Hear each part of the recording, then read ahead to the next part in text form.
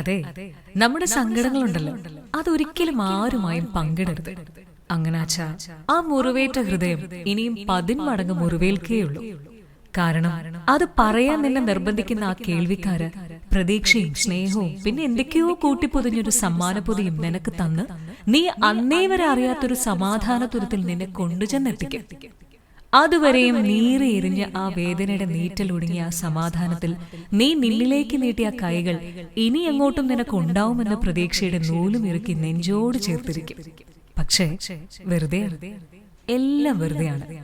നിന്നിലെ വേദനകൾ പങ്കിടാനോ വീണ്ടും സന്തോഷത്തിൻ നിറങ്ങൾ പകർന്ന് നിന്നിൽ നിന്നും ഒരിക്കൽ കൊഴിഞ്ഞുപോയ ആ വസന്തങ്ങൾ തിരികെ തരാൻ വന്നൊരു വരവല്ലാട്ടോ അത്.